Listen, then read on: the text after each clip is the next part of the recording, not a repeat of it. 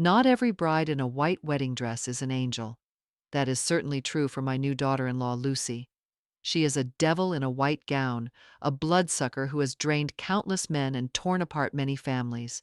Today, she is about to officially step into my family, with the scheme of making my only son her next victim.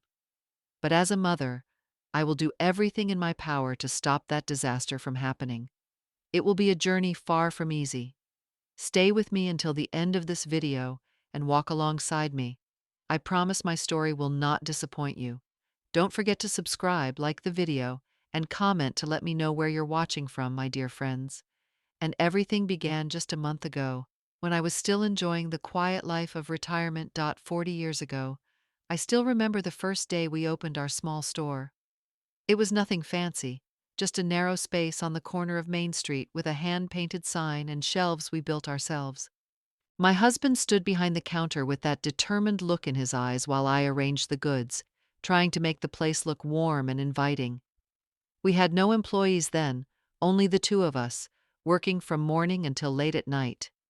There were times I felt exhausted, but when I saw him smiling at the progress we were making, I found new energy. Bit by bit, the shop grew. Customers began to trust us, and we saved every dollar we could. We were not thinking about wealth at first, only survival, only a dream of building something of our own. Years later, when we finally managed to buy shares in the big shopping center downtown, I almost could not believe it. I remember sitting in the lawyer's office signing the papers and feeling my hands tremble.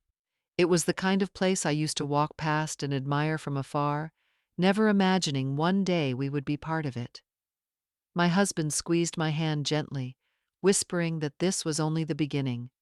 From that moment on, our lives changed, though we did not let others see it. We agreed to keep our fortune private. Even our closest relatives never knew the full truth. People only saw the modest clothes I wore, the old car I drove, the simple meals I cooked at home. I preferred it that way. I never liked showing off, and he felt the same. The fewer questions from others, the better. When he fell ill, everything around me seemed to collapse. It was a sudden storm, one I had no time to prepare for. I stayed by his side through the hospital nights, holding his hand, hoping for a miracle that never came. The day he left, the world felt empty. I had lost not only my partner in business, but also the companion of my heart. The silence in the house was unbearable, the weight of memories pressing down on me each time I looked at his chair, his books, his favorite coffee mug. Along with grief came responsibility. He had left the entire estate to me, and with it the indirect management of our holdings. Lawyers and managers visited with documents, decisions, and figures I could hardly concentrate on. I tried my best to listen, to nod at the right moments, to sign where they asked, but inside I felt lost. He had always been the one steering the ship, and now that task had fallen to me. I told myself I had to be strong, that he would have wanted me to continue, but strength did not come easily. Some days I still longed to be that woman arranging goods in a small shop, smiling at her husband's quiet pride, unaware of the burdens that awaited her. I wake up each morning in a modest little house that feels more like a sanctuary than a residence. The walls are painted soft cream, the furniture worn but comfortable, and the kitchen always smells faintly of fresh coffee. People might expect me to live in a grand mansion after all that I inherited, yet I never saw the need. Luxury was never what kept me going. It was the sense of peace that came from a simple life. My neighbors often wave at me when I water the small garden out front, and to them I am just Juliet, the quiet woman who keeps to herself and smiles easily. That is exactly how I like it. The less people speculate, the freer I feel. Most of my time now is spent in places where my heart feels alive. A few days each week, I drive my old car to the orphanage on the outskirts of town. The children run toward me when I arrive, tugging at my hands, asking if I brought books or paints. I sit with them on the floor, reading stories aloud, or help them with homework that confuses them. Sometimes, when the funding is tight, I cover expenses quietly. It is not charity for me. It is a way to give them the stability I once longed for as a child myself. Their laughter fills the halls and reminds me why I continue.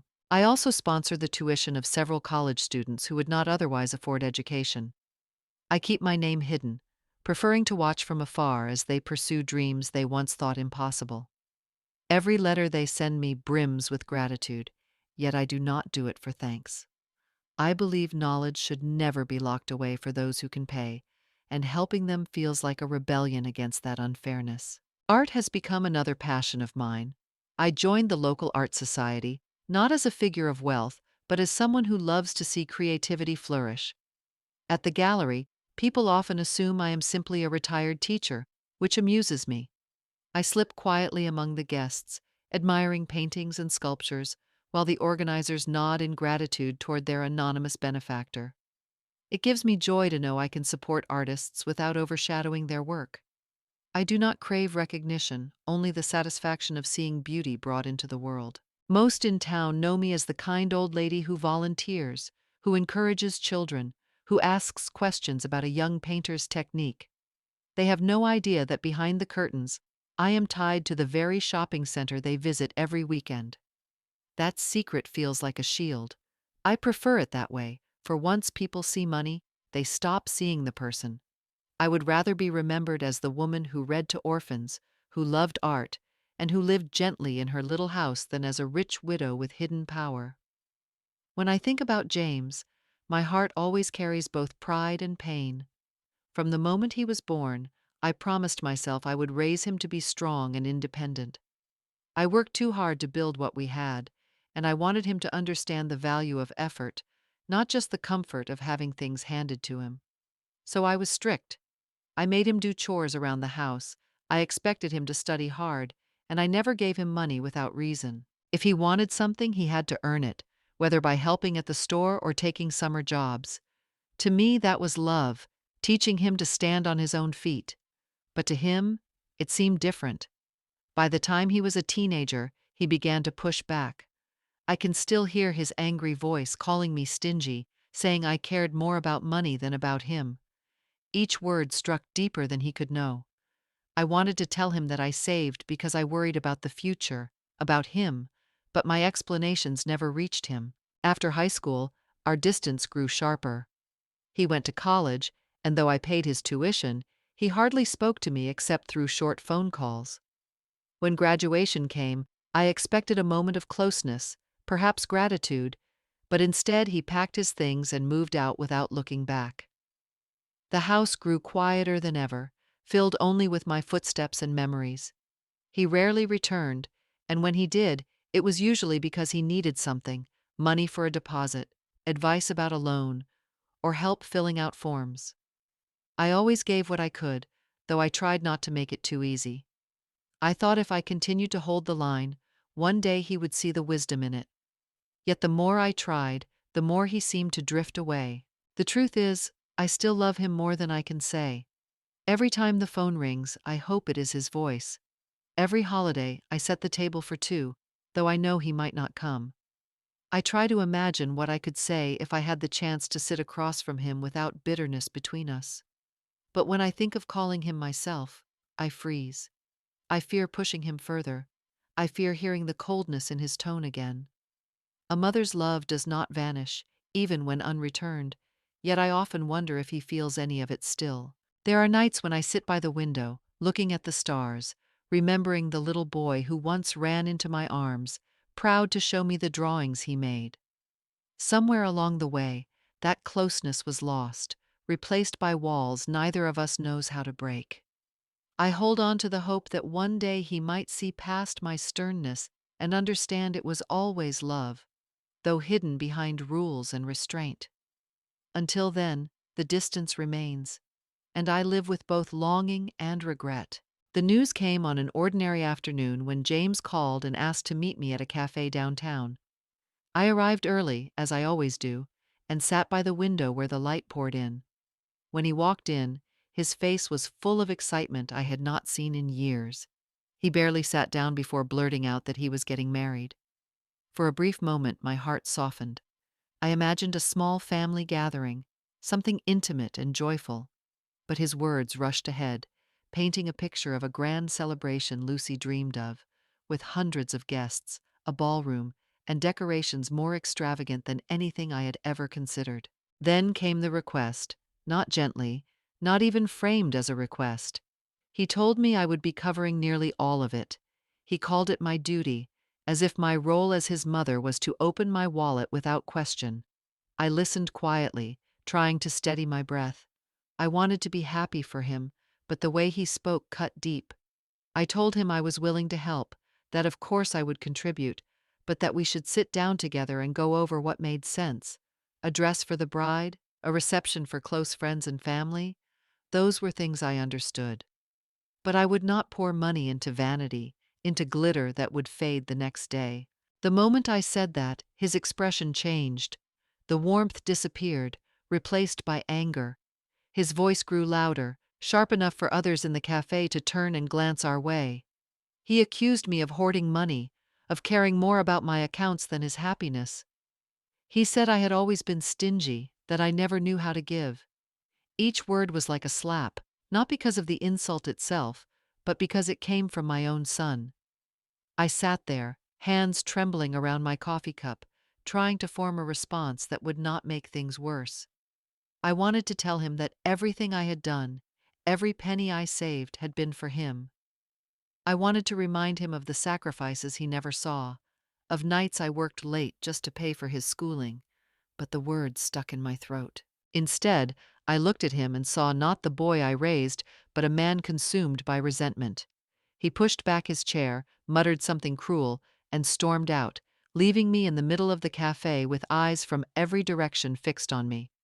I forced myself to stay still until the stares drifted away, then finally let the tears fall into the untouched coffee. In that moment, I wondered if any bridge remained between us, or if his demands had burned it beyond repair. The cafe grew louder in my ears, though no one had raised their voices except us. James leaned across the table, his face flushed, words cutting sharper with each breath. What began as a conversation about money had spiraled into something raw, something filled with years of resentment neither of us had dared to name. I tried to calm him, to lower my voice, but he only grew more furious. His hands slammed against the table, rattling the cups, and people turned again to watch. I whispered that we should not fight in public, that we could talk later, but he was past hearing. Suddenly he pushed back his chair and stood, his eyes burning with anger I had never seen before. In that moment, he was no longer my little boy, or even the distant young man I thought I knew. He was a stranger, consumed by rage. His voice rang out, cold and final, telling me I did not need to come to his wedding. He said it as though cutting me out of his life was a simple choice, as though I were nothing more than an obstacle. For a heartbeat, I could not breathe. The room blurred and I sat frozen, staring at him as if the ground beneath me had opened wide. He turned and walked away, his steps quick, his shoulders stiff. The door closed behind him, leaving me in a silence that felt heavier than any sound. I sat there, unable to move, the echo of his words lingering like a wound that would not close. Never before had he spoken to me like that. Never before had I truly understood how deep the distance between us had grown. It was no longer just a gap of time or misunderstanding. It was a chasm, and I had no idea how to cross it. I stared at the half-empty cup on the table and felt something twist inside me. Along with the pain came a shadow of fear I could not name at first. Slowly, it formed into a thought I had tried to ignore. Did Lucy truly love him, or was her gaze fixed on something else entirely? I remembered the way she smiled too quickly, how her eyes seemed to linger on what was displayed rather than on who James was. Perhaps I was wrong. Perhaps it was only my worry speaking, but the unease would not leave me. As I finally gathered my bag and rose from the table, I felt weaker than I ever had before.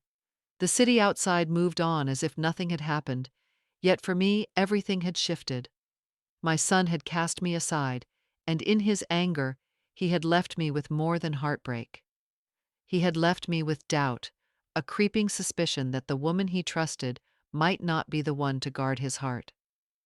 I walked home slowly, carrying not only sorrow, but a heavy question that refused to be silenced.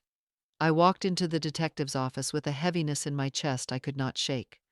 The building was plain, a narrow doorway on a busy street, nothing to draw attention. That was exactly what I needed.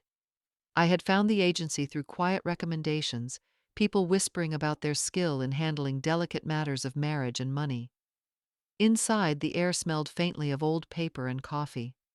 The man who greeted me looked sharp, his eyes steady, the kind of eyes that seemed to notice everything. He asked what brought me there, and for a moment I hesitated, feeling almost ashamed.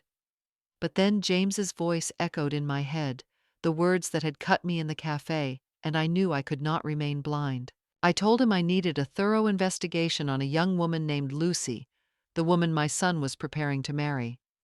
I said I wanted everything he could find, from her background to her financial records, her social ties, her employment history.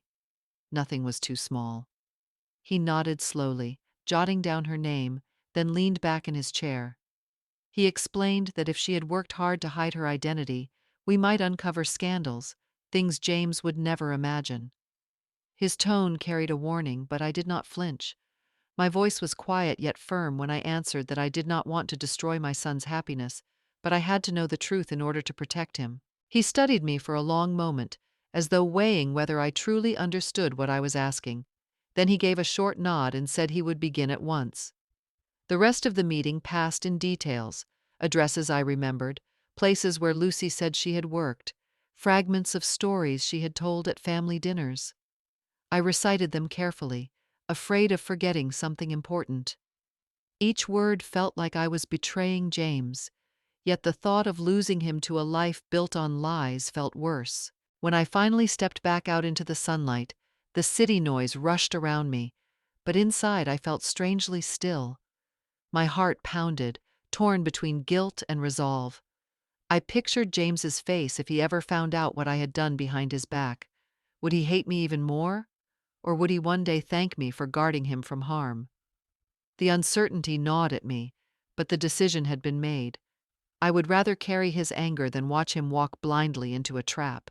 As I walked home, I whispered to myself that this was not about revenge, nor about control. It was about love, the kind that sometimes demanded silence, patience, and sacrifice. Whatever truth the detective uncovered, I would face it. My only prayer was that it would not shatter the last fragile bond between mother and son. The detective called me back to his office after a week that felt like a year. I sat across from him, my hands folded tightly in my lap, bracing for whatever truth he had uncovered. His voice was steady, almost too calm, as he slid a folder across the desk toward me. I opened it slowly, and with each page my breath grew heavier. The photographs, the reports, the records. They told a story James had no idea he was walking into. Lucy's past was painted in sharp colors. She had been linked to several men, many of them already married. The reports noted that she had lived comfortably off their money, moving from one arrangement to the next. My stomach turned as I read the lines, imagining the humiliation those families must have felt. Two incidents stood out in the file: violent confrontations where wives had caught her with their husbands. The police had been called, statements taken, yet no charges ever stuck. The reports all ended the same way: lack of sufficient evidence. It was as though she had learned to dance around the law, always one step ahead of consequence. There were photos, too, ones that made my chest ache. Lucy in glittering bars, laughing with men much older than her, a glass of champagne in hand, her eyes scanning the room like a predator searching for its next mark. The detective explained that she frequented upscale clubs, always positioning herself where wealthy men gathered. It was her hunting ground, he said bluntly. I pressed my lips together, unwilling to let him see how those words cut me. Then came the travel records. Glossy pictures of her on exotic beaches, lounging in luxury hotels, smiling in designer clothes. Trips to Europe, the Caribbean, resorts that cost more than some people earned in a year. The detective tapped the papers, pointing out that her declared income could not possibly cover even a fraction of these expenses. The pattern was clear. She had built a life funded not by honest work, but by the pockets of men who thought they had bought her affection. I sat back, clutching the folder as though it might burn me. My thoughts spun toward James, blind in his devotion, proud to bring her into his life. He would never believe this on my word alone. To him I would sound bitter, jealous, unwilling to let him go. But here in my hands was proof, cold and undeniable. The detective asked if I wished to continue the investigation, warning me that more might come to light, darker things that would wound me further. I nodded, my throat tight but my resolve firm. Better to face the whole truth than live in the shadow of lies. As I left his office, the weight of the folder pressed against my chest, heavier than stone. It was not just Lucy's past I carried, it was the future of my son, teetering on the edge of her deceit. The next file the detective handed me told a story not of romance, but of ambition twisted by deceit. Lucy had once worked as an ordinary sales assistant in a mid-sized retail shop. Her job was simple: stocking shelves, greeting customers, ringing up purchases.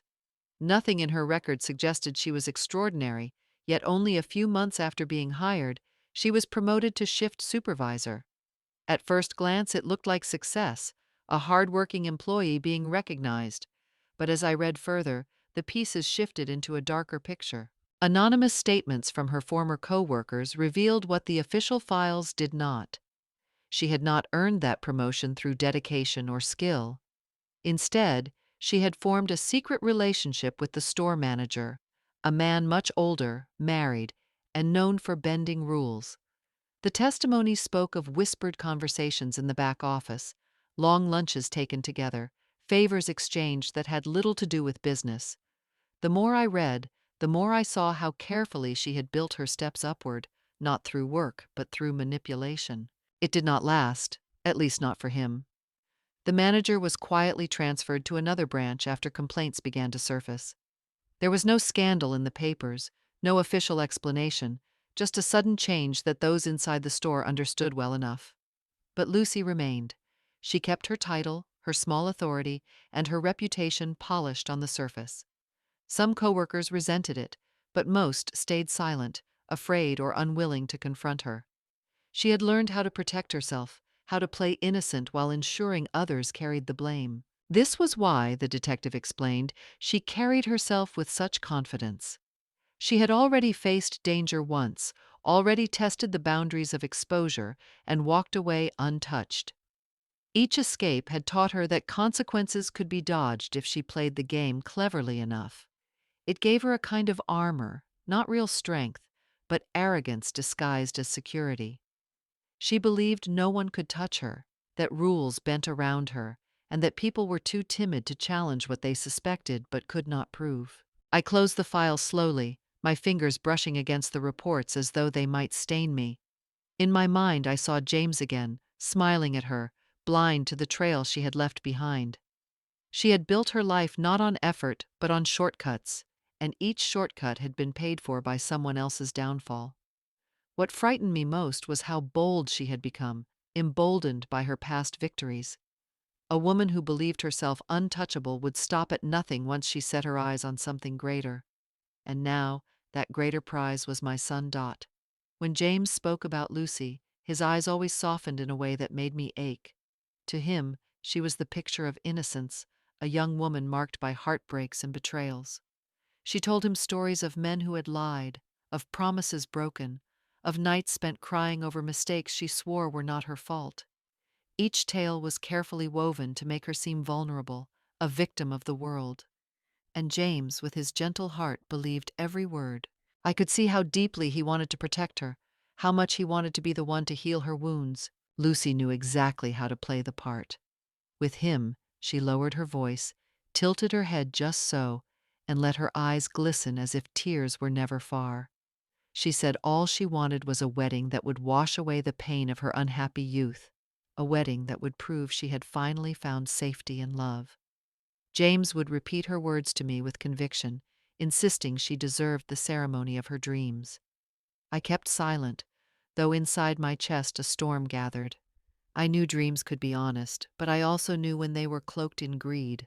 The suggestions soon followed, never demands but soft hints that left no room for refusal.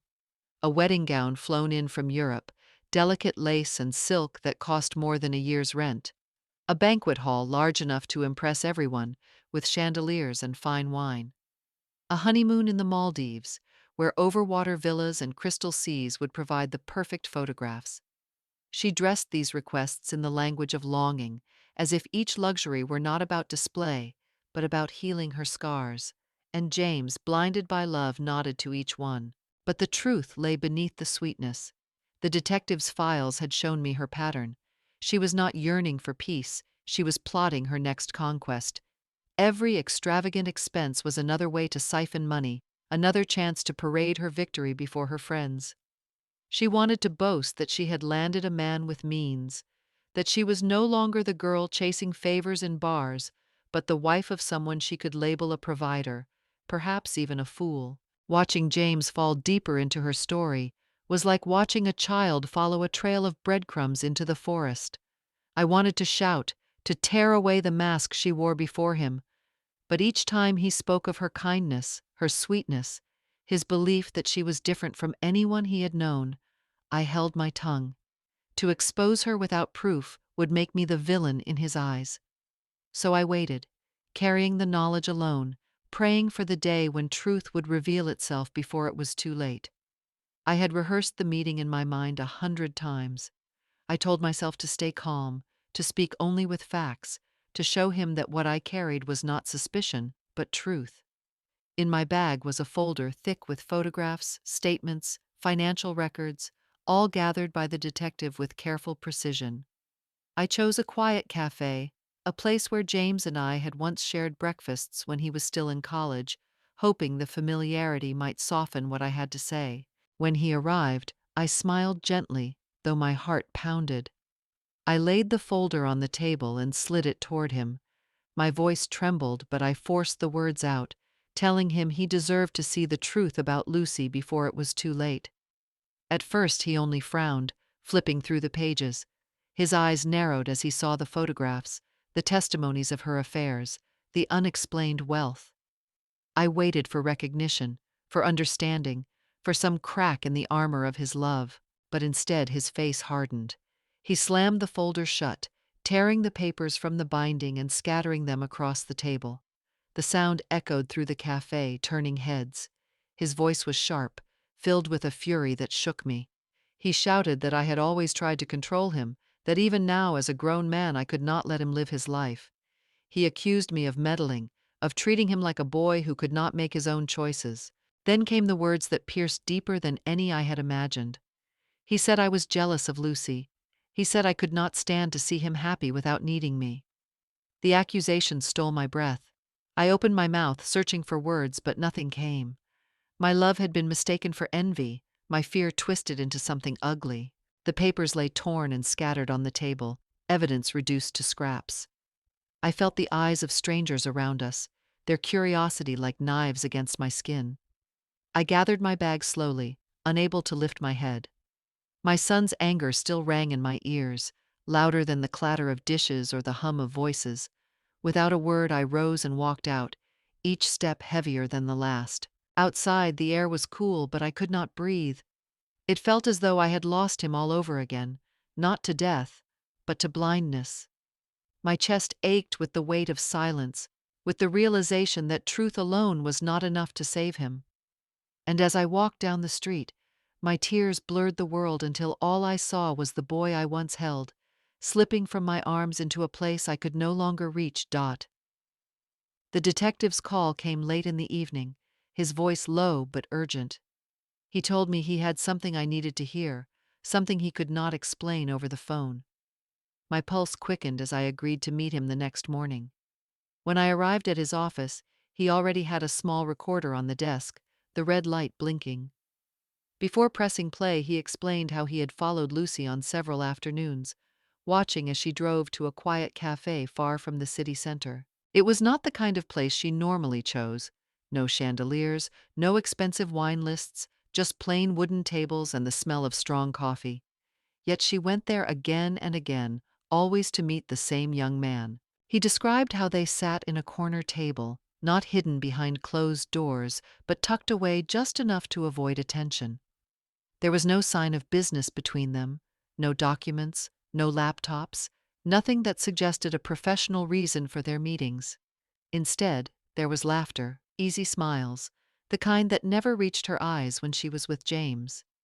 The detective leaned closer and said she looked like another person entirely. Gone was the sweet, soft-spoken woman James adored.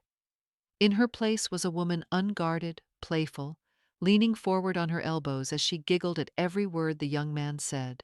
The detective had taken a risk. Pretending to be just another customer, he sat at the table beside them, ordered a cup of coffee he hardly touched, and slipped his phone out of sight. With one press, the device began to record. He spoke casually to the waiter, even hummed a tune under his breath, all the while keeping his ears fixed on the voices only a few feet away. I held my breath as he pressed play. At first there was the background noise of the cafe, clinking cups, a burst of laughter from another table. Then her voice, unmistakable, light and teasing. She called the young man by name, a name I had never heard from James's lips. She asked him about his new car, about a trip they might take when the timing was right. She spoke with a freedom that chilled me, as if she carried no fear of being discovered. The detective paused the recording, letting the silence stretch. He told me this was only the beginning, that he had more to gather before the full picture was clear. But even this small glimpse was enough to shatter the fragile hope I had clung to. Lucy was living two lives, and James was blind to both. The detective let the recording run again, his eyes fixed on me as if measuring how much I could bear. The hum of the cafe returned first, then the muffled clink of cups. After a pause, Lucy's voice slipped through, softer now, almost conspiratorial. She said, with a casual laugh in her tone, that the Lexus would disappear by next week. The words hit me like ice water. My hands tightened in my lap as I leaned closer to the recorder. A man's laughter followed, loud and careless, the kind that made my stomach twist. He said he already had someone ready to handle the paperwork. Once the car was gone and sold, they would split the money evenly. I shut my eyes for a moment, unable to believe what I was hearing. These were not jokes, not innocent remarks. This was planning, cold and deliberate. Then Lucy's voice again, smooth and assured. She said the insurance payout would be even better. She would make James file a claim, and while he believed it was just bad luck, she would profit from both ends. My breath caught in my throat. The casual cruelty of it, the way she spoke of deceiving my son as if it were nothing more than a clever trick, burned into me. She was plotting to bleed him dry while he trusted her completely. The detective stopped the recording there, letting the silence speak louder than the voices. He reminded me that what they had captured was not a direct confession, but enough to suggest a scheme, a calculated fraud involving theft and insurance. I could barely hear him over the sound of my own heartbeat. The weight of what I had just heard crushed any doubt I had tried to preserve. Lucy was not merely careless with money or selfish with dreams. She was dangerous. She was pulling James into something criminal, something that could leave him ruined not only in love but in law. He would be the one signing forms, his name on the claims, his signature tied to lies. She would walk away free, as she always had, while my son bore the burden of her crime. I pressed a trembling hand to my mouth, fighting the urge to cry out. The detective placed the recorder aside and looked at me steadily. He said there would be more to uncover, but even this fragment showed the truth I needed to see. I nodded weakly, unable to find words. In that moment, I knew I could not wait for James to discover it on his own. The danger was no longer only to his heart. It threatened his future, his freedom, his very life.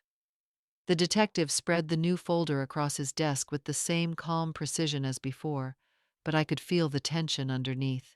He slid a series of photographs toward me, each one sharper than the last. In the first, Lucy sat at the corner table of the cafe, her hand resting lightly, almost possessively, on the shoulder of the young man she had been meeting. In another, a plain white envelope passed between them, half hidden beneath the table. My throat tightened as I stared at the images. They spoke louder than any words. Next came the financial records. The detective explained how his team had traced her accounts, noticing unusual withdrawals and payments. One entry stood out, a transfer to a small auto repair shop known for dealing with older cars. He pointed to the details, explaining that it matched the timing of the conversations she had in the cafe about the Lexus. The picture grew clearer. She was not only plotting but preparing the paperwork, laying a trail that would make the disappearance look legitimate. Then he handed me a written statement from a cafe employee. The witness described seeing Lucy and the young man on multiple occasions, their voices hushed but urgent, leaning in over the table. The staff member remembered the words car papers mentioned more than once. It was not gossip or guesswork, it was a memory tied to a specific pattern of meetings. Reading the statement, I could almost hear Lucy's voice again, sweet on the surface but sharp beneath. The detective leaned back, letting me absorb it all. He said the recordings alone might not hold weight in court, but paired with the photographs, the financial trail, and the testimony, a clear chain of suspicion formed. It was no longer only a matter of secret words whispered in a cafe. Now there was a web of evidence, each thread reinforcing the other, weaving a picture of intent that could not be ignored. I held the folder close, my hands trembling. Each page was another step into a truth I wished I did not know. My son's fiancée was not only deceitful but dangerous, a woman willing to build lies with patience and precision. James, blinded by her charm, could not see the storm gathering around him. I wanted to weep, but instead I straightened my shoulders. The detective was right. This was no longer suspicion. This was a case, a story that could be told with proof, with witnesses, with numbers. And if it came to light, it could protect my son from being dragged into her schemes. I sat awake through the night, the folder of evidence spread out before me like a battlefield. Each photo, each statement, each bank record screamed of betrayal. Yet I knew that if I carried them straight to James, it would change nothing. I had tried before.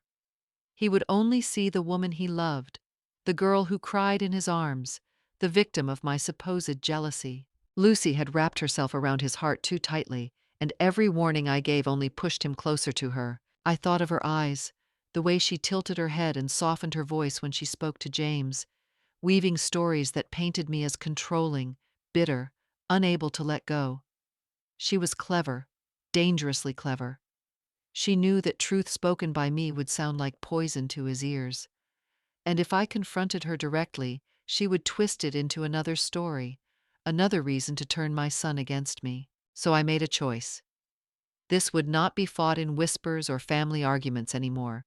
It needed the weight of law, the sharpness of strategy. I called my lawyer, the one who had stood by me through the years of managing the estate, and I asked for a meeting. I explained everything, every scrap of evidence, every word on the recording. His face grew stern as he listened, and he told me what I already feared. Lucy's scheme was dangerous enough to warrant police involvement. Together we agreed there was only one way forward. We would set a trap, not for James, but for the woman who thought she could ruin him. The next day, I sat across from the detective again. His eyes were steady, but I could sense the urgency beneath them.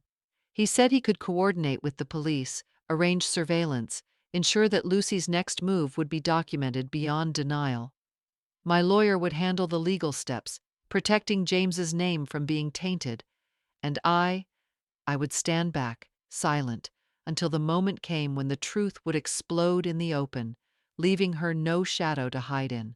I pressed my hand flat against the table, feeling the tremor in my fingers. In my heart, a vow rose stronger than any fear. My son would not be destroyed by this woman. He would not become a criminal in the eyes of the law because of her deceit. If I had to bear his hatred for now, so be it. Love was not always soft. Sometimes love was a blade, sharp and merciless, cutting away the poison before it spread too far. I whispered to myself, the words fierce and steady. My son will not be ruined by a demon in a white dress. I went to the lawyer with a knot in my stomach and a folder that felt heavier than it should. The man I asked to meet was the one who had handled my husband's deals, the one who had always spoken little and done much, the kind of person people trusted when discretion mattered. He led me into a small office, offered coffee, which I barely noticed, and listened as I laid out everything from the recording to the photographs to the bank trails. When I finished, he sat back, steepled his fingers, and said that this was precisely the kind of case that required proof so airtight it could not be spun away by charm or tears. He warned that without incontrovertible evidence, every accusation would be framed as a jealous mother trying to control her son. I felt the old reflex to explain, to justify everything I had done, but instead I asked him what we needed to do next. He explained that we would need specialists, people who could turn whispers into facts. We talked about hiring digital forensic analysts to recover deleted messages and to trace metadata from photos and audio files. We discussed bringing in forensic accountants to follow the money and to analyze insurance claims and transfers that did not add up. He said that insurance investigators could be consulted to model how a staged disappearance would be executed and to show that the pattern matched Lucy's behavior. I agreed to fund whatever was necessary and told him that money was no object when my son's future was at stake. He smiled briefly, a small easing of the serious lines on his face, and then he laid out the practical steps. We would build a legal narrative, a sequence of evidence that led logically to intent. We would document meetings, secure witness statements, and corroborate timestamps on digital traces. We would coordinate with the detective so that surveillance would be admissible and uncontested. He emphasized that timing would be crucial, that we had to wait until a move was made that could be shown as deliberate rather than hypothetical. My voice trembled when I said I did not want to ruin my son's happiness, that I was not seeking revenge. He was patient and told me that the goal was not vengeance, but prevention, that the law was a tool to stop harm before it became destruction. Then we spoke about the wedding.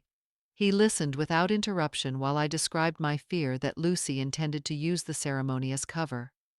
He recommended a tactic that felt both bold and necessary.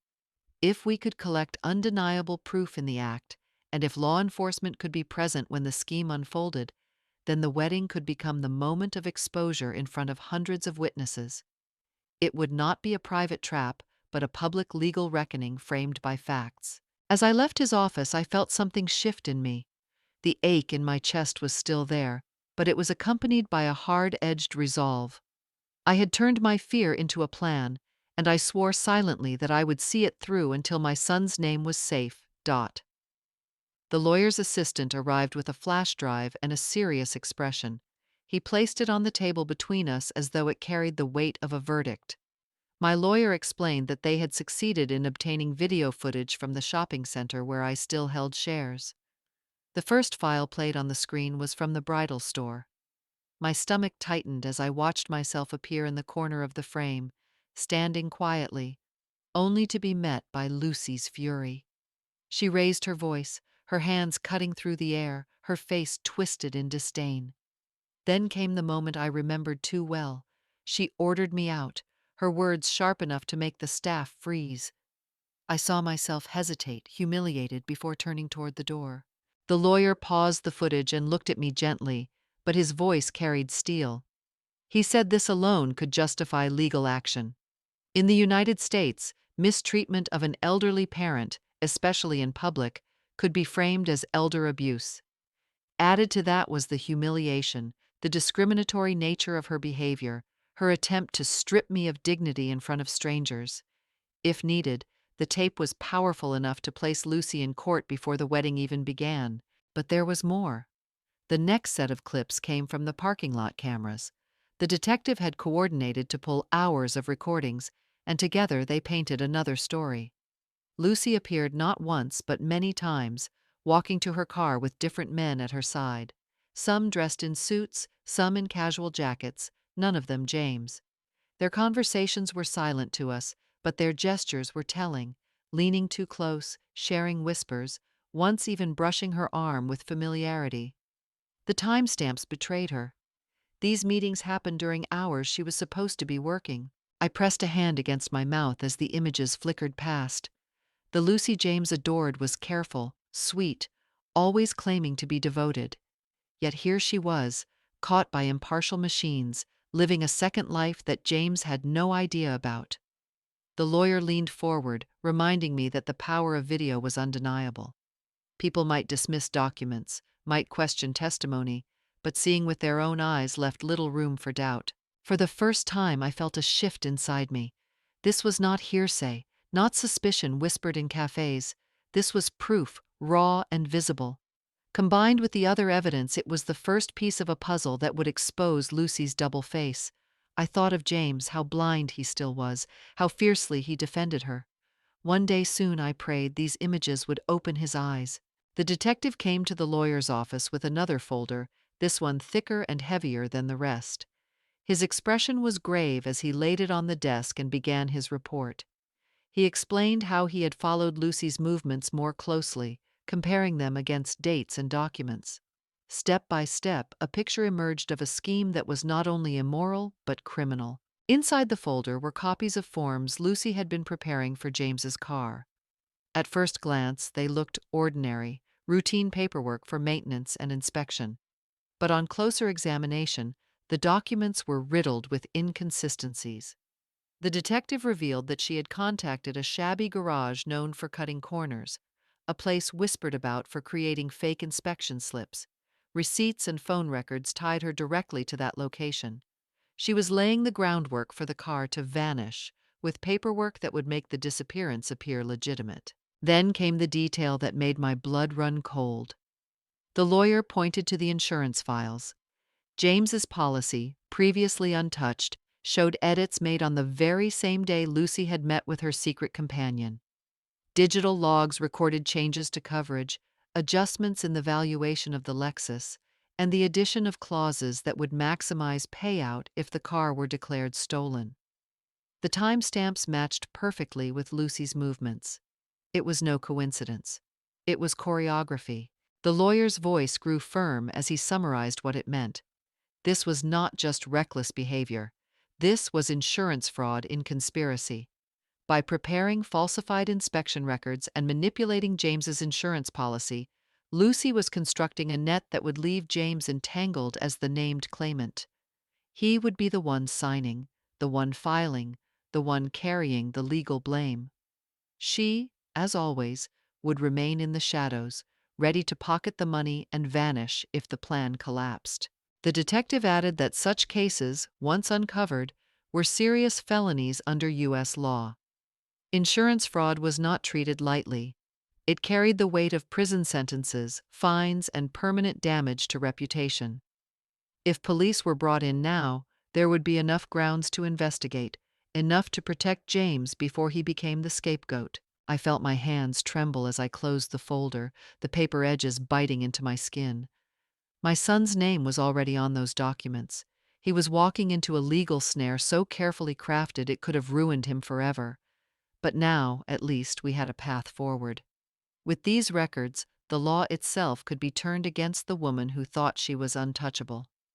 I carried the file of evidence into the police station with my hands shaking and my throat tight. The detective and my lawyer had arranged the meeting, but I knew it still felt like stepping off a cliff.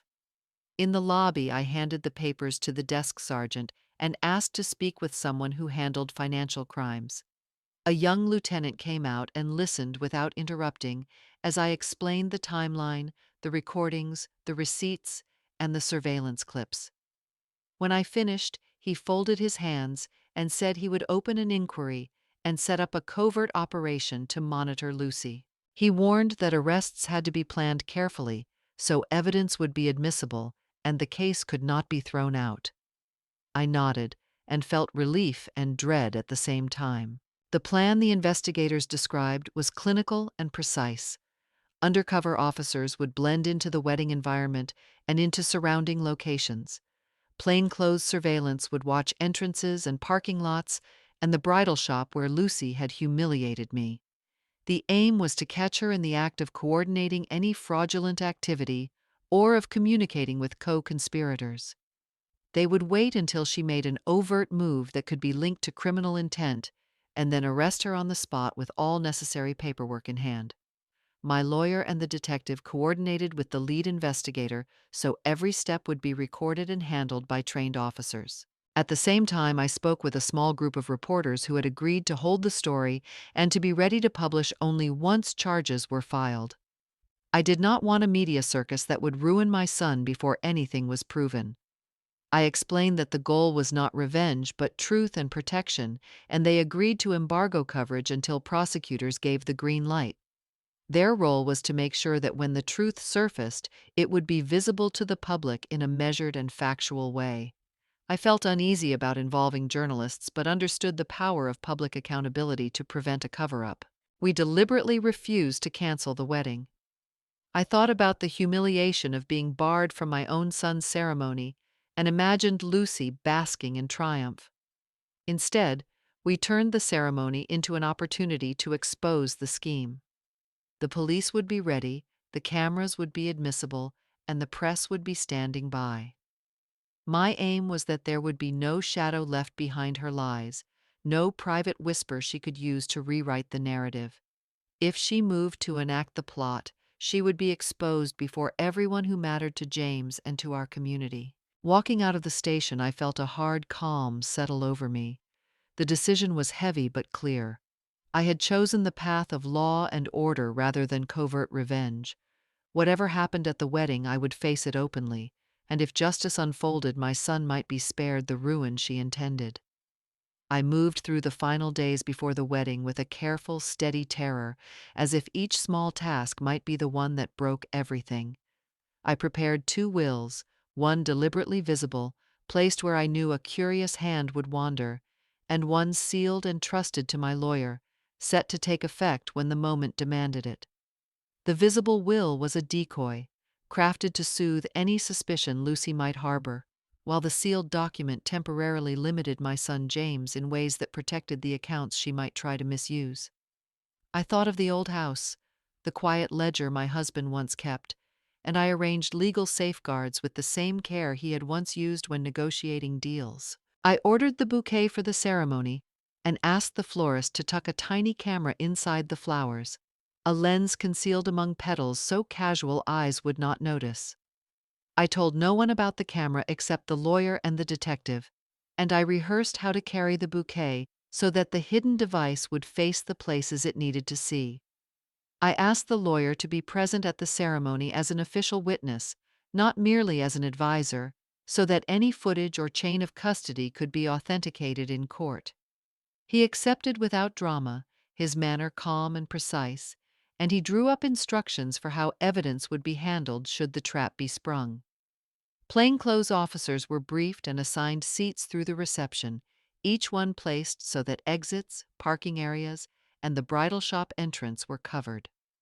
They would look like ordinary guests, but they were ready to move at the moment a deliberate act was made. I thought about standing in the aisle and smiling while inside every nerve strained, imagining the exact instant a camera would capture a gesture or a word that exposed the plan. I drafted letters and directives to the venue management so that security would cooperate without alerting Lucy, and I arranged for a small cluster of journalists to hold a controlled embargo, standing by to report only after prosecutors approved charges. The logistics were exhaustive, and I slept in short, disjointed bursts, waking with the plan running like a script in my head. My hands shook the first time I tested the hidden camera, but when I watched the playback, I felt a cold steadiness settle over me. This was not revenge. It was a shield fashioned from law and proof, a public measure to prevent a private disaster. I told myself that I would rather endure my son's anger than watch him become ruined, and the vow hardened into something fierce. If this was to be the final battle of my life, I would stand in the light and make sure the woman who had plotted against him could not hide behind charm or lies. I will see it through, I told the empty rooms, and the words felt like armor. The bouquet sat folded on the table, a small cluster of petals and a secret glass eye, and I folded my hands over it until the hour came. The wedding unfolded like a spectacle drawn from a magazine cover, every corner of the grand ballroom glittering under chandeliers that dripped with crystal. The air hummed with the chatter of hundreds of guests, their voices weaving into the sound of violins and the faint clicks of cameras from reporters who had been invited to cover what was presented as the society event of the season. Tall floral arrangements lined the aisles, their colors bright and fragrant, while waiters in black suits glided smoothly between tables set with silverware that gleamed under the soft lights. It was a stage built for admiration, and every detail shouted wealth and triumph. Then came Lucy. She stepped into the spotlight draped in white silk that shimmered with each movement, her veil trailing like a banner of conquest. Her smile was wide and sharp, less the sweetness of a bride than the smirk of a victor.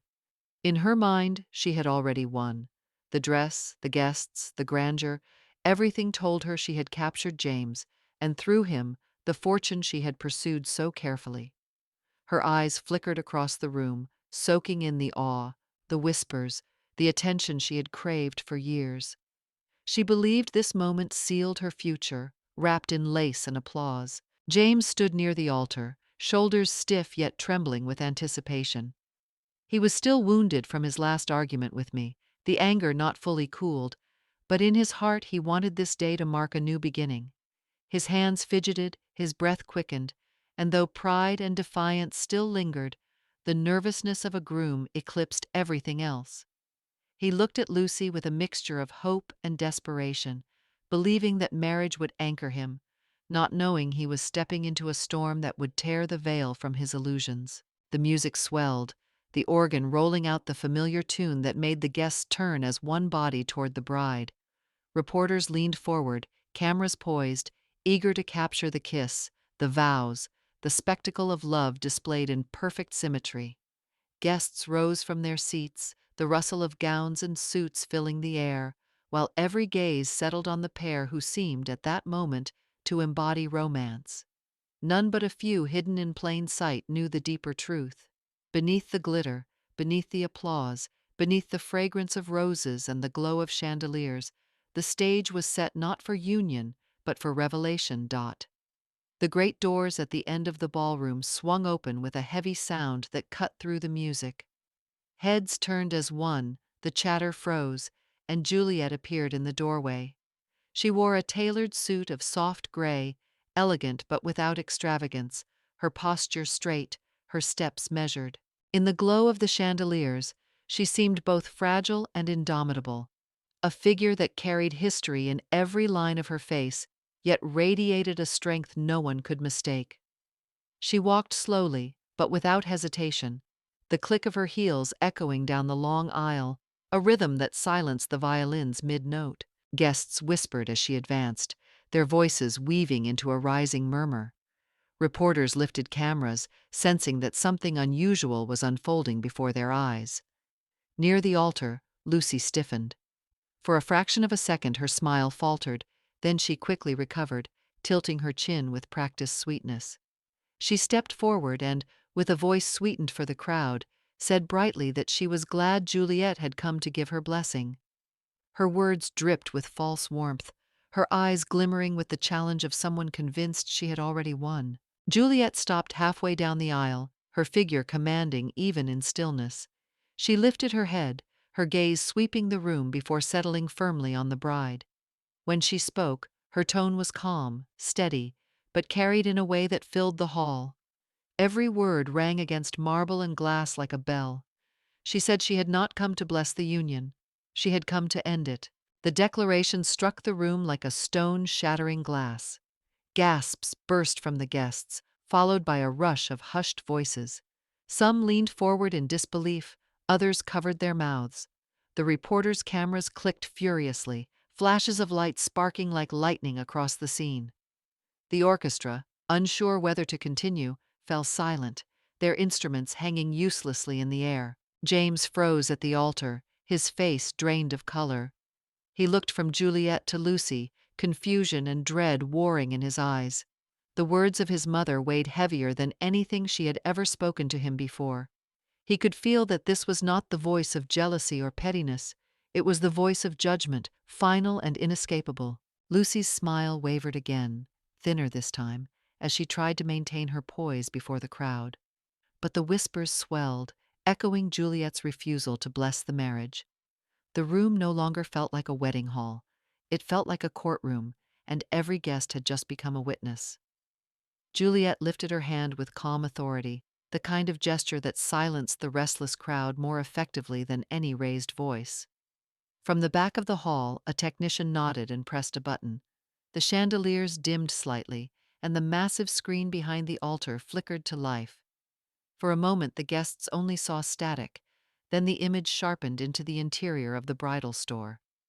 Gasps rippled across the room as Lucy appeared on the screen, her face twisted with contempt, her voice sharp as she ordered Juliet out of the store.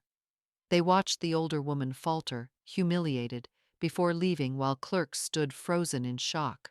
The crowd shifted uneasily, the truth undeniable, their memories clashing with the sweet image Lucy had carefully cultivated.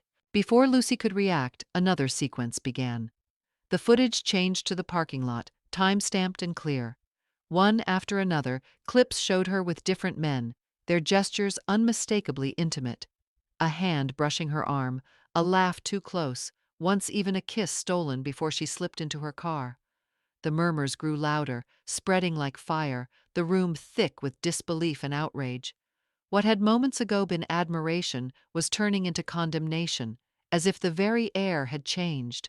Juliet stood firm at the center of it all, her voice cold, steady, cutting through the chaos. She said this was the woman her son intended to marry, the woman so many had praised and admired. Her words echoed against the marble, and silence fell heavy again as guests turned their eyes on the bride. Lucy's face drained of color.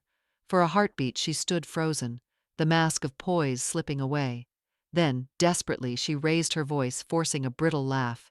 She said it was all fabricated, a setup, the invention of a bitter mother who wanted control. She tried to wave her hand as if to dismiss the images still glowing behind her, but no gesture could erase what hundreds of eyes had just seen. James's expression was one of shock, his jaw tight, his eyes darting from the screen to the woman he thought he loved. Around him, whispers swelled again, but this time the sympathy had shifted. No one looked at Lucy with admiration now. They looked at her as a stranger unmasked, a fraud exposed dot. The hall had just erupted in whispers when the scrape of chairs cut sharply through the noise. 4 men and women rose from different tables, their movements calm yet deliberate. At first, many guests thought they were part of the security team until the group converged at the center of the aisle. The music had long since stopped, leaving only the heavy thrum of anticipation in the air. One officer reached into his jacket and produced a folded document, holding it high as his voice carried clearly across the ballroom. He announced himself as a police officer and declared they were executing an arrest warrant.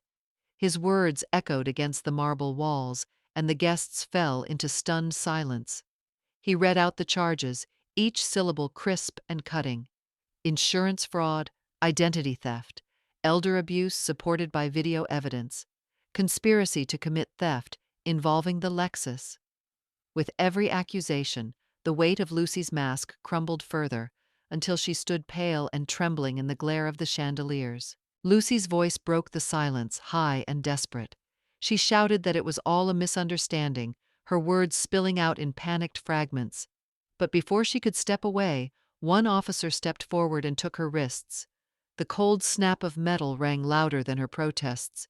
Handcuffs locked around her hands, gleaming under the flashes of cameras. James staggered back as though struck, his eyes wide, his lips parted but voiceless. He watched the woman he had chosen unravel before him, not with rumors or accusations, but with the force of law. Around him, the guests could no longer hide their shock. Some covered their mouths, others leaned toward one another, whispering in disbelief. But none moved to help Lucy. She was alone, surrounded by truth she could no longer deny. Then came the burst of light. A reporter at the front snapped the first photograph, his flash exploding across the room. Others followed instantly, their cameras firing like a storm, capturing forever the sight of a bride in handcuffs, her gown shimmering under the cruel illumination. The day she thought would crown her triumph had become the day her downfall was etched into public record. James stood frozen at the altar, his breath shallow, his chest rising and falling as though the weight of the room pressed down on him. His eyes glistened with tears he fought to hold back, but the fight was lost. He stared at the woman in handcuffs, the bride he thought he loved, and then at his mother, who had been telling him the truth all along. The disbelief drained from him in an instant, leaving behind only grief, shame, and the crushing realization that he had turned his back on the one person who had never betrayed him. His lips trembled, but no words came. Around him, the hall pulsed with noise. Guests leaned toward one another, their voices no longer whispers but full-throated exclamations. Some clutched their phones, recording every second, their screens glowing like dozens of small spotlights. Videos were already flying to social media, captions flashing across the screens. Bride arrested at her own wedding. Fraud exposed at luxury hotel. The fall of Lucy was no longer private. It was public, instantaneous, inescapable. Lucy screamed, her voice raw and wild, thrashing against the officers who held her. The pristine white gown that had shimmered with triumph, now twisted and wrinkled, dragging along the floor as she struggled. Its fabric, meant to symbolize purity, now clung to her like a costume of disgrace.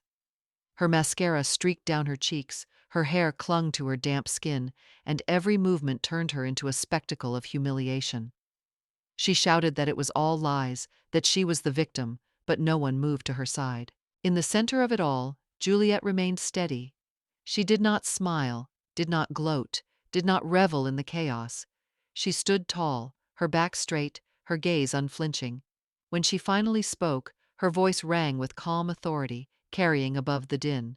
She declared that this was the end for a woman who dared to mock the bond between mother and son, who thought she could trample on the honor of their family. Her words rolled across the hall with finality, like the closing of a heavy door. James's tears spilled freely now, his knees weak as the truth carved itself into him. He looked at Juliet not with anger, but with a broken kind of gratitude, the realization that her love had fought battles he could not see. For the first time in years, he felt the depth of what it meant to still have a mother standing unyielding at his side. The moment the handcuffs clicked shut, the ballroom seemed to stop breathing.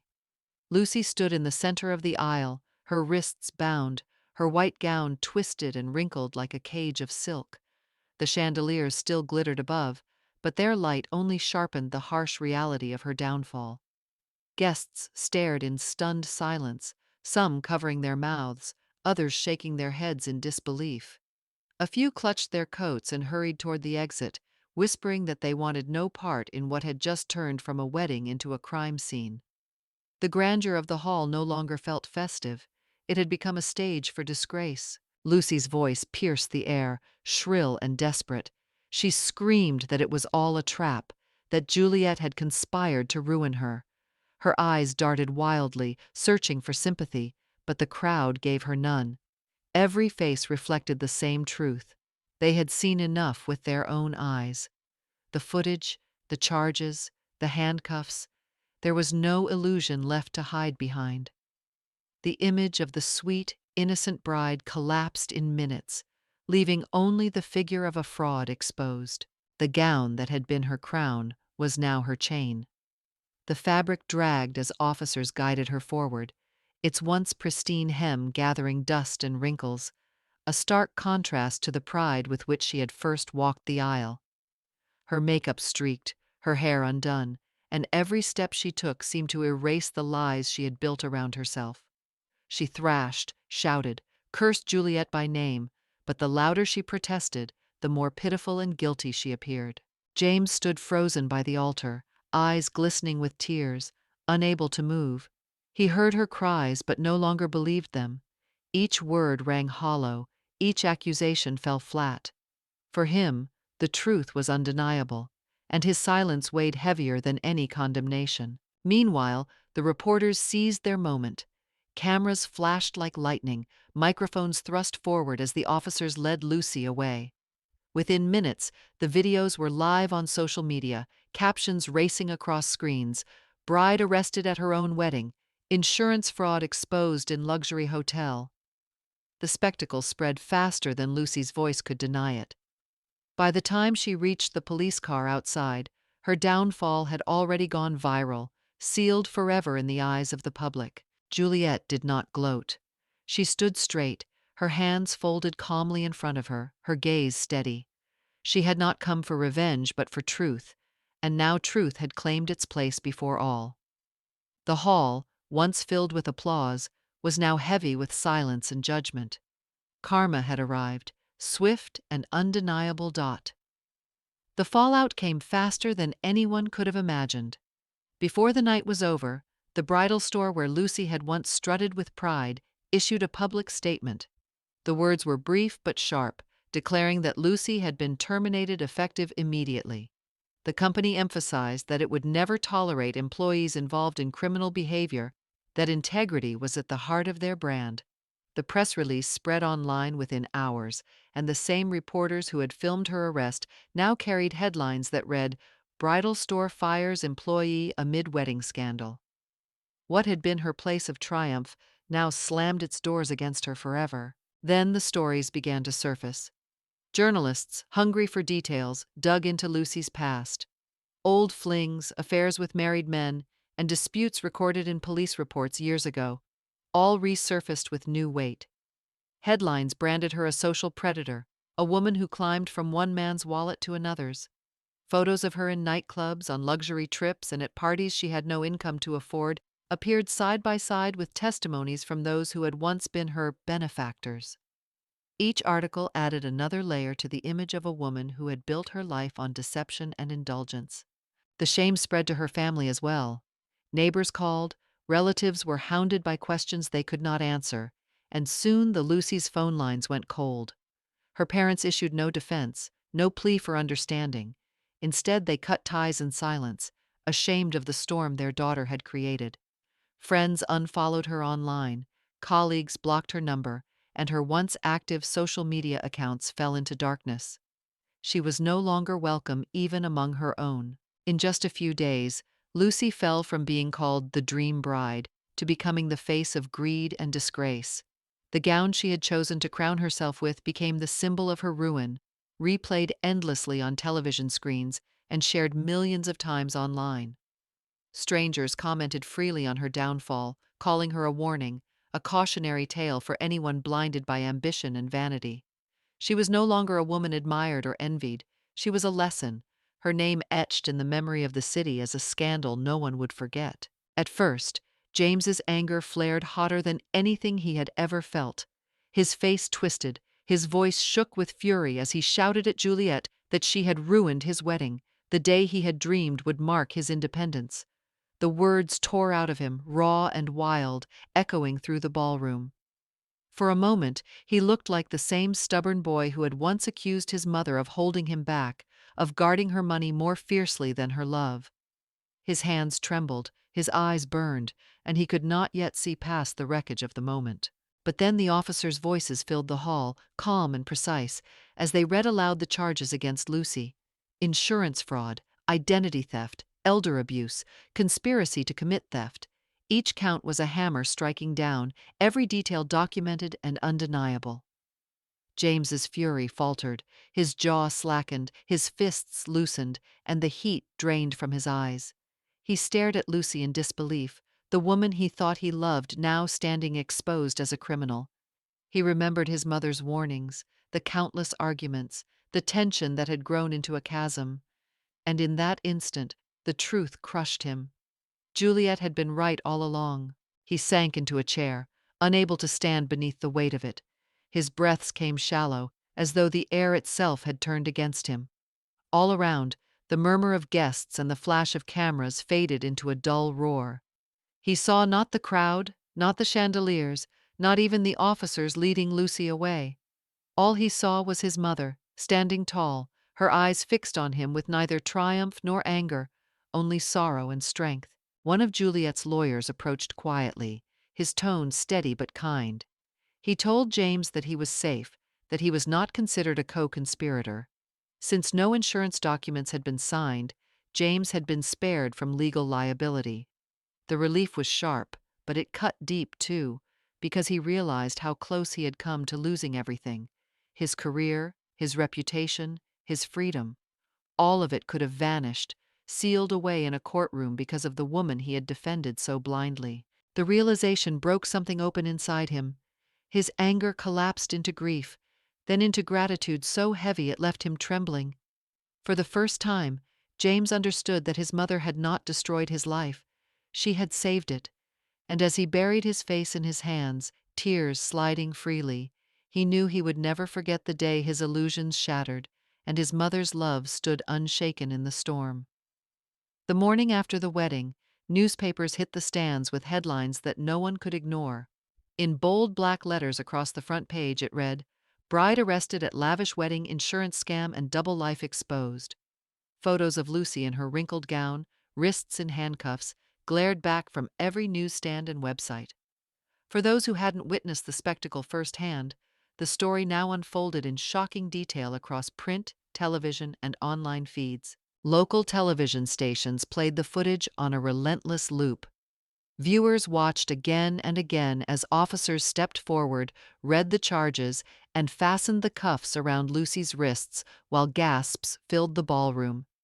Anchors repeated the phrases insurance fraud and elder abuse, their voices heavy with indignation, making sure audiences understood that this was more than a scandal, it was a crime. The video, once shocking, quickly became entertainment for the masses, aired between commercials like a scene from a drama too wild to be fiction. In coffee shops and parks, people gathered to talk. Retirees, many of them women who had lived through their own battles with disrespect or neglect, spoke with satisfaction. Some said it was proof that greed always devours itself, that no amount of charm or beauty could mask a heart bent on deceit. The saying "tam the tam" echoed in different words, "Those who overreach are bound to fall." Their laughter carried a tone of justice served, a reminder that time had a way of revealing the truth. On social media, the storm was even fiercer. Clips of Lucy screaming in her wedding gown spread like wildfire, shared millions of times within hours. Memes appeared, mocking her downfall with cruel humor. The hashtag #DevilInAWhiteDress trended nationwide, uniting strangers in collective ridicule. Every repost, every joke, every comment turned Lucy into more than a scandal. She became a symbol, a cautionary tale dressed in satin and lace. The same veil she had worn as a crown was now mocked as the mask of a deceiver. For Juliet, the headlines were both vindication and sorrow. She had wanted the truth to be seen, and now it was on every screen and every tongue. Yet she took no joy in the spectacle. She stood by quietly, knowing that while justice had prevailed, her son's heart had been shattered in public view. What comfort there was came not from victory, but from the certainty that the truth was undeniable, carried on the voices of a nation. Juliet stood in the middle of the fading chaos, her posture tall, her hands folded gently in front of her. Though her heart ached at the sight of James's broken expression, she held herself steady, calm, and unyielding. Her face, lined by years of struggle and wisdom, glowed with a quiet strength that no scandal could tarnish. She did not gloat, did not let triumph crease her lips. Instead, she wore the dignity of a woman who had fought for her family and refused to bow to deceit. Around her, whispers rose from the guests who remained. Many had come expecting a glamorous union. Now they watched a mother stand against a web of lies. Their voices carried admiration, soft but sincere. Some murmured that it was rare to see an older woman resist with such courage, that she had unmasked what younger and stronger might have overlooked. "A mother who dared to fight a scheme so cunning," one guest whispered, and the words rippled through the crowd like a benediction. James moved slowly from the altar, each step heavy with shame and revelation. He had been silent through the storm, frozen between anger and despair. But now he walked to where Juliet stood, his eyes red, his breath unsteady. Without speaking, he reached for her hand. His grip was trembling but firm, a wordless plea for forgiveness. Their eyes met, and in that gaze was an apology deeper than any sentence could hold. Juliet's fingers tightened gently around his, her touch warm, steady, forgiving. She did not need to hear him say the words. She had waited years for this moment of truth. In that quiet exchange, Juliet knew the battle had not been in vain. She had not only saved her son from the ruin of prison or disgrace, she had preserved the honor and the legacy her husband had left behind, the fortune they had built, the name they had guarded, and the dignity of their family now stood safe from the predator who had tried to consume it. She breathed deeply, a small tremor running through her chest, but her chin stayed high. She had fought the storm, and she had endured. Juliet returned home long after the chaos of the wedding had ended. The city lights faded behind her as she walked up the narrow path to her small, familiar house, the place that had sheltered her through so many seasons of life. The key turned easily in the lock, and as the door swung open, silence greeted her.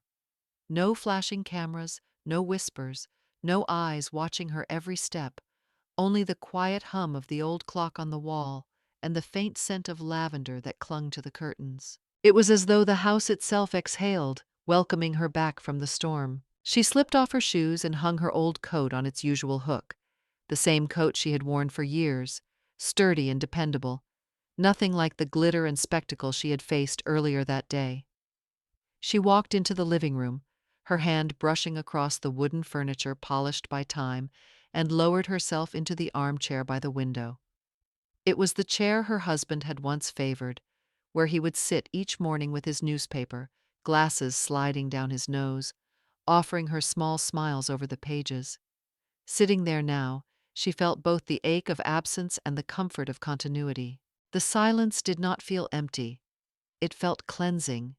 The echoes of the ballroom, the gasps, the accusations, the cries, faded into the background, replaced by the steady rhythm of her breathing and the softness of her home. Juliet closed her eyes for a moment, letting her shoulders relax, allowing herself the rare gift of peace. She thought of her son, broken but safe, of the family name she had defended, and of the honor that no one could strip from her. For years she had lived quietly, never boasting of her wealth, never craving attention. Today she had been forced into the spotlight, and she had stood her ground. She had faced deceit and danger, and she had not faltered. Now, in the quiet of her modest home, she finally let herself feel the truth. She had fought, and she had prevailed. Not with vengeance, but with courage. Not with anger, but with dignity. Juliet leaned back in the chair, her gaze resting on the bookshelf lined with old volumes and framed photographs. Her hand traced the armrest, and a small smile touched her lips. Not one of triumph, but of calm assurance. She whispered softly into the stillness, words meant for herself and perhaps for the memory of her husband. She had protected what they had built together, and she had not let their legacy be stolen. In that moment, surrounded by the familiar walls of her home, Juliet felt an abiding peace. She had weathered the storm, and though scars remained, her spirit was unbroken. She had kept her family's honor intact, and she had kept her own heart steady. Juliet moved quietly through the familiar kitchen, her hands steady as she lifted the old porcelain teapot from its shelf. The kettle hissed softly on the stove, steam rising like a gentle promise of peace. When the water was ready, she poured it carefully over the loose leaves, watching them swirl and release their fragrance. The delicate aroma filled the small room, mingling with the faint scent of wood and lavender, wrapping the house in calm. She carried the pot and a single cup to the table by the window, the same spot where she had sat countless times before, waiting for her husband to return from work. Outside, the sun was sinking, casting long ribbons of amber light across the garden. The flowers, touched by the glow, seemed to bow their heads in quiet reverence. The roses turned golden at the edges, and the daisies shimmered as if holding on to the last warmth of the day. Juliet sat down, the cup warm between her palms, and let the scene soak into her heart. The silence was not heavy anymore. It was soothing, like a lullaby whispered by time itself. Her lips curved into a smile, small and unhurried. It was not the grin of triumph, nor the pride of victory, but the calm assurance of someone who had weathered a storm and found the shore again. She thought of all that had passed, the chaos of the wedding, the cruel exposure, her son's shattered illusions. Pain lingered, yes, but it no longer ruled her. In its place was a gentler strength, one that came from knowing she had stood for what mattered most. Juliet lifted her gaze toward the fading sky and whispered softly, her voice carrying only to the walls that had sheltered her for years. "My dear," she said, as though her husband still sat across from her, "I protected our son, and I protected what we built." Her words floated into the room, tender yet resolute, and in that moment she felt his presence close by, an echo of the past, a quiet hand resting over hers. She sipped the tea, letting the warmth spread through her chest, and allowed the evening to hold her. The world outside might still buzz with gossip and headlines, but here, in this little house, there was only peace. And for Juliet, peace was enough. Juliet sat quietly with the last of the tea warming her hands, the fading light of evening wrapping her in its gentle embrace. Her thoughts drifted to words she had heard whispered over the years, phrases that had cut deeply even when she pretended not to care. Old age is weakness.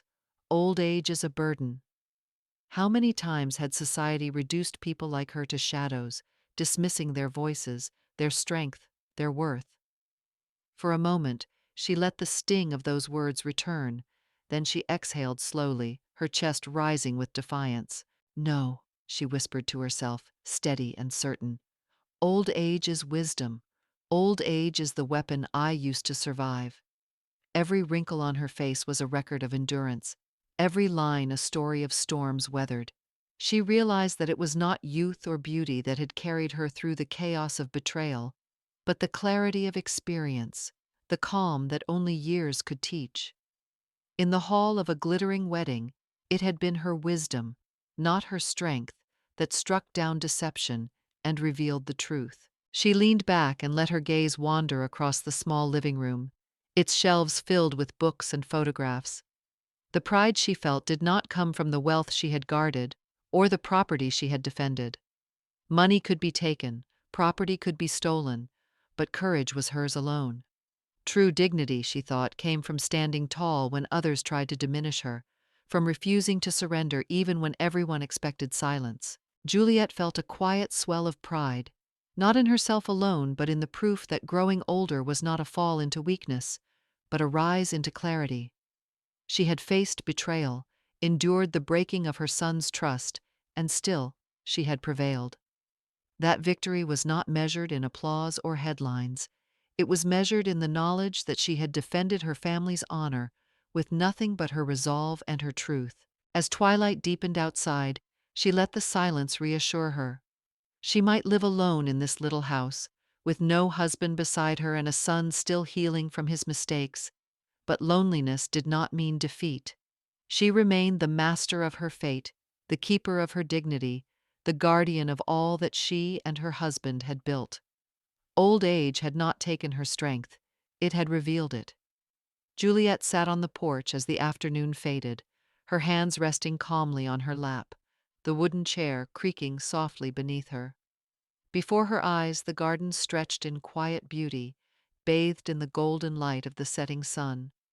The roses and daisies glowed faintly in the fading warmth, and the air carried the scent of earth and grass, grounding her in a peace she had not felt in years.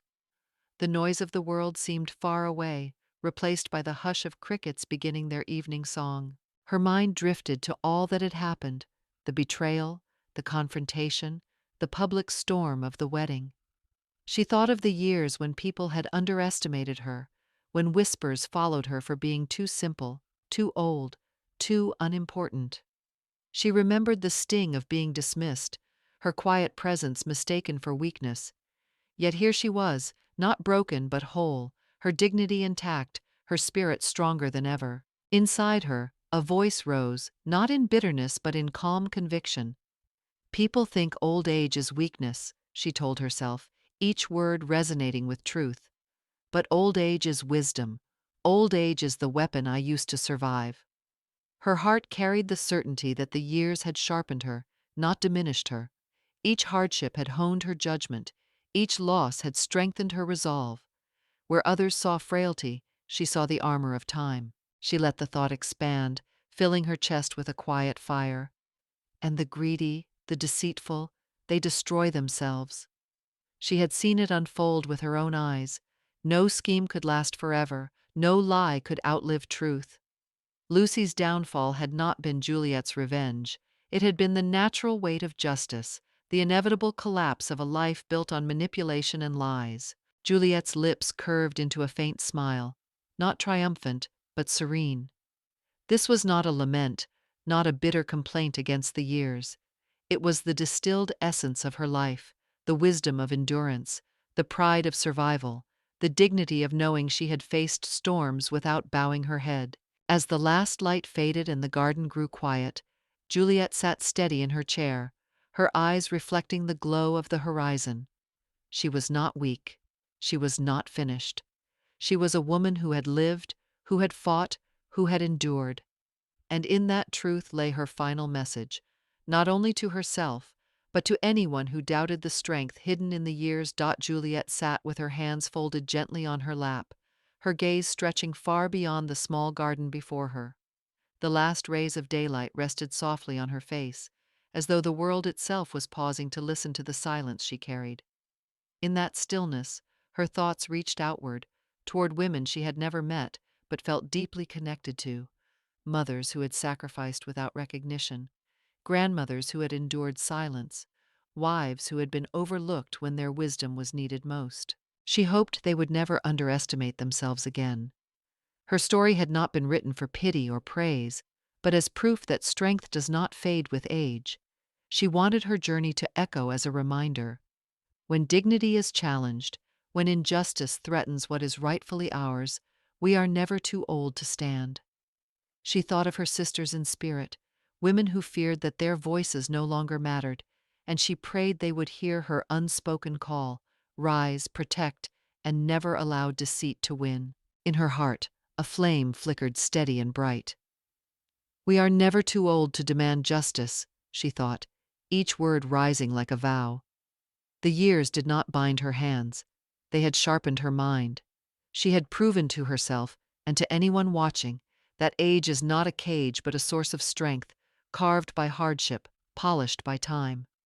The fight was not just hers. It belonged to every woman who had ever been told to sit quietly and let others decide. Her lips curved into a faint smile, thoughtful and tender. She asked herself softly, almost as though the wind might carry the question away. Perhaps true victory was never about revenge at all. Perhaps it was about reclaiming peace, finding again the serenity that deceit and cruelty had tried to steal. For in peace there was freedom, and in freedom there was the quiet triumph of the soul. Juliet leaned back, her spirit calm, her faith renewed. She had fought, she had endured, and now she wished only that her story might give others the courage to do the same.